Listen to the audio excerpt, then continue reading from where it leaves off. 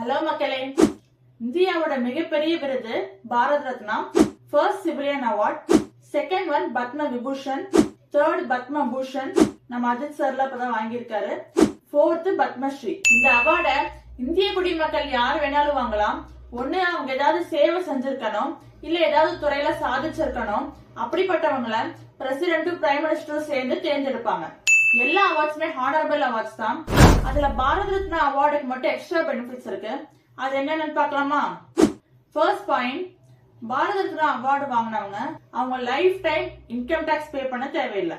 Second point, இசட்டைப் security அவங்களுக்கு தேவைப்பட்டுச்சுன்னா கவர்மெண்டால கொடுக்கப்படும்.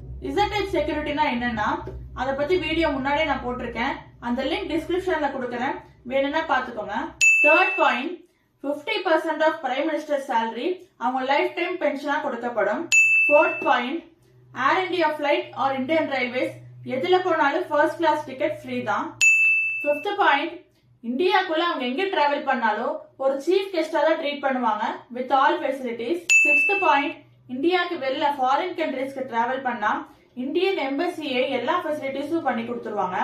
ஒரு டிப்ளமேட்டிக் பாஸ்போர்ட் ரெடி பண்ணிடுவாங்க, அது high ranking passport. Seventh point, எந்த பார்லிமெண்ட் மீட்டிங் ஆர் செஷன்ஸ் வேணாலும் அட்டன் பண்ணலாம். அந்த மீட்டிங்ல பாரத் ரத்னா அவார்டு வாங்கினவங்க 7th A பொசிஷன்ல இருப்பாங்க. எய்த் பாயிண்ட், ரிபப்ளிக் டேலையும் இண்டிபெண்டன்ஸ் டேலையும் இவங்க தான் சீஃப் கெஸ்டா இருக்கலாம். இது எல்லாத்தோட முக்கியமான பாயிண்ட். இந்த அவார்டை மிஸ்யூஸ் பண்ணா எப்ப வேணா கவர்மெண்ட் திருப்பி வாங்கி